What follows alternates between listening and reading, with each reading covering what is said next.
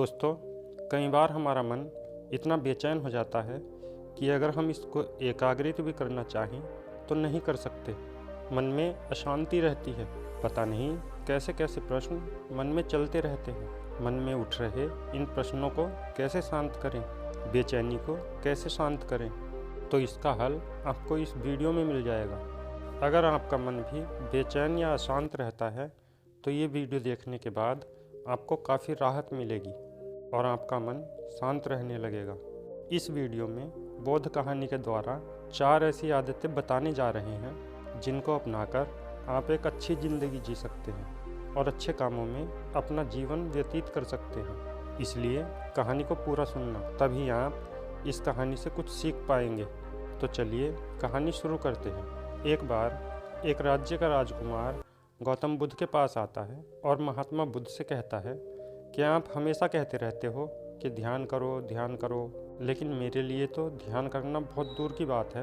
मैं कुछ समय के लिए भी अपनी आंखें बंद करके शांति से नहीं बैठ पाता हूँ। मेरा मन इतना बेचैन है कि यह हर समय कुछ न कुछ सोचता रहता है। मैं जब भी ध्यान करने बैठता हूँ तो मेरे अंदर विचारों का तूफान आने लगता है। लोगों के बारे में सोचकर, अपने जीवन की बीती घटनाओं के बारे में सोचकर, अपने भविष्य के बारे में, और ऐसे ही न जाने कितने अजीबोगरीब विचार मेरे मन में आने लगते हैं।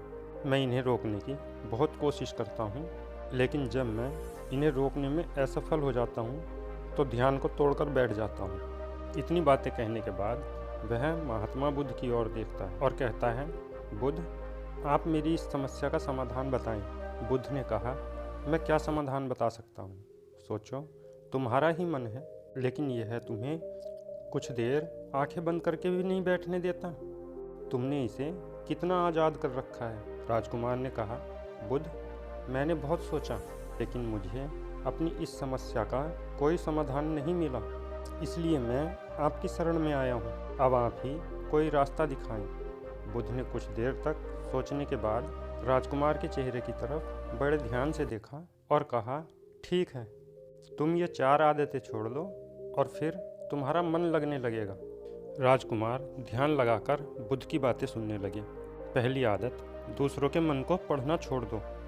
तुम और तुम्हारे जैसे ज़्यादातर लोग यही गलती कर रहे हैं कि वो दूसरों के मन को पढ़ने का प्रयास कर रहे हैं कि अच्छा, सामने वाला मेरे बारे में ऐसा सोच रहा है, और यही आदत तुम्हें सबसे ज़्यादा बेचैन और परेशान कर रही है।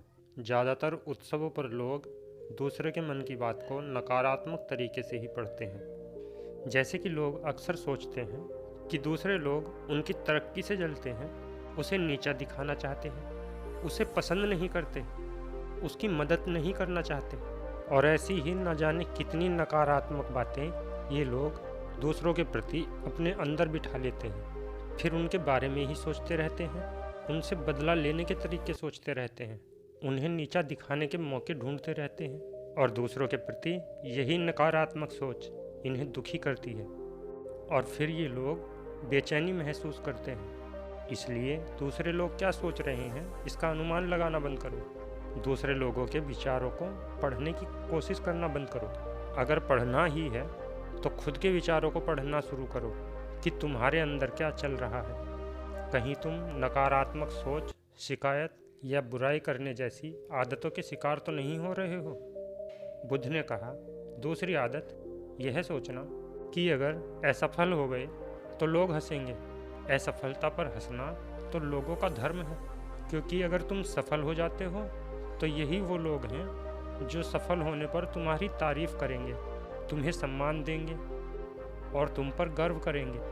अगर तुम अपने सफल होने पर दूसरों की तारीफ की उम्मीद करते हो तो अपनी असफलता पर उनके हंसने से तुम्हें दुखी नहीं होना चाहिए। और समस्या भी यही है कि हम इंसान असफलता को बुरा मानते हैं, जबकि असफल होना सफल होने से भी ज़्यादा ज़रूरी है, क्योंकि बिना असफल हुए सफल इंसान के अंदर घमंड और दूसरों को छोटा समझने की भावना उत्पन्न होती है, जबकि असफलता हमें विनम्र रखना, धैर्य रखना और लगातार कोशिश करना सिखाती है। इसलिए असफलता को बुरा मत समझो। अगर तुम्हारे काम में असफल होने की संभावना नहीं है तो इसका मतलब है तुमने अपना लक्ष्य अपनी क्षमताओं से छोटा बनाया है। और अगर लोग तुम पर हंस नहीं रहे, तुम्हें ताने नहीं मार रहे हैं, तुम्हारी बुराई नहीं कर रहे हैं, तो तुम अंदर से मरे हुए हो। तुम अपनी मानसिक सीमाओं से बाहर जाकर कुछ नया करने का प्रयास नहीं कर रहे हो, क्योंकि असफल भी वही होता है जो कुछ नया करने का प्रयास करता है। और एक बात हमेशा याद रखना, अगर तुम्हारे अंदर असफल होने का साहस नहीं है तो तुम कभी भी बड़ा लक्ष्य हासिल नहीं कर सकते जो तुम करना चाहते हो। इसलिए असफल होने और लोगों के हंसने से डरना बंद कर दो।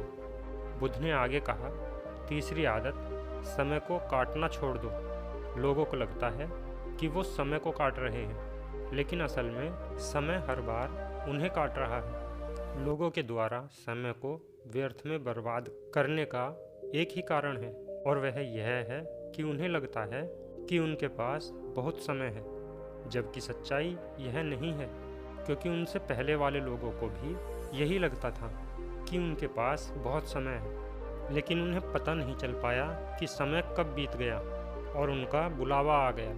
और जब तक उनको अपनी गलती का एहसास हुआ, तब तक समय उनके हाथों से निकल चुका था। अब केवल पश्चाताप रह गया था कि सारा जीवन व्यर्थ के कामों में बर्बाद कर दिया। और फिर वो चले गए इस दुनिया से बिना खुद को जाने, बिना इस जीवन की सच्चाई को समझे। जब तक यह जीवन है, अच्छे कामों में लगाओ, खुद को जानने में, दूसरों की मदद करने में, लोगों को सही राह दिखाने में, मानवता के कल्याण में।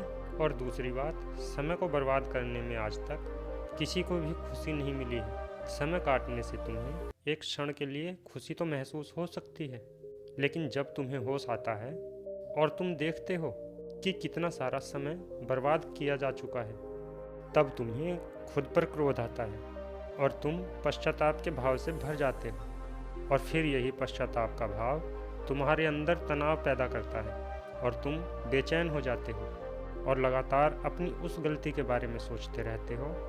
फिर तुम्हारा किसी भी काम में मन नहीं लगता है और तुम उदास रहने लगते हो, और यह चक्र लगातार चलता रहता है, जिसकी शुरुआत हुई थी समय को काटने से। इसलिए समय को काटना बंद करो, वो करना शुरू करो जो ज़रूरी है। बुद्ध ने कहा, चौथी आदत, यह सोचना छोड़ दो कि मुझसे बड़े बड़े लोग नहीं कर पाए तो मैं कैसे करूँगा। असल में दूसरों की खुद से किसी भी चीज़ में तुलना करना ही गलत है।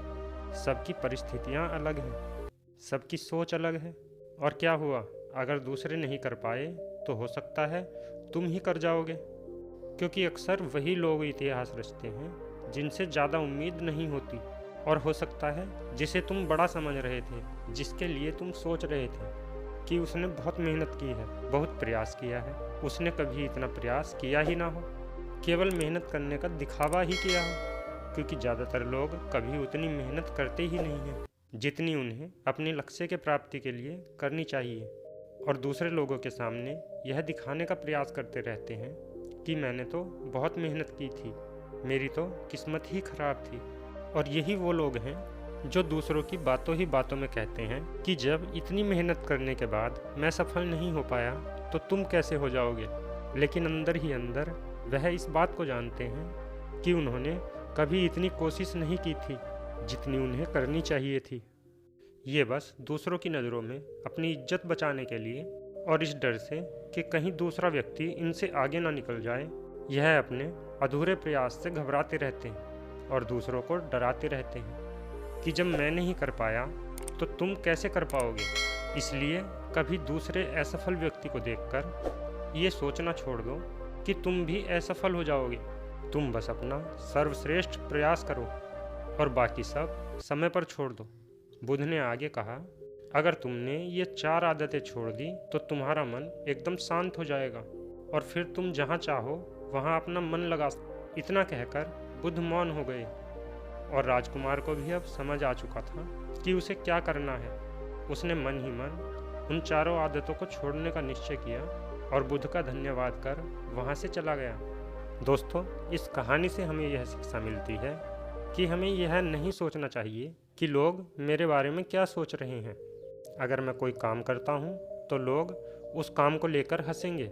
इसके अलावा हमें अपना व्यर्थ ही समय बर्बाद नहीं करना चाहिए और कभी भी यह नहीं सोचना चाहिए कि अगर किसी व्यक्ति से कोई काम नहीं हो पाया तो मैं भी नहीं कर पाऊँगा। अगर दोस्तों आप मेहनत से किसी भी काम को करते हैं तो कोई भी काम छोटा या बड़ा नहीं होता, एक दिन सफलता अवश्य मिलती है। दोस्तों कहानी कैसी लगी कमेंट में अपनी राय ज़रूर लिखें और ऐसी ही ज्ञानवर्धक कहानी सुनने के लिए हमारे चैनल को सब्सक्राइब ज़रूर कर लें। वीडियो को पूरा देखने के लिए धन्यवाद। फिर मिलेंगे किसी ज्ञानवर्धक कहानी के साथ।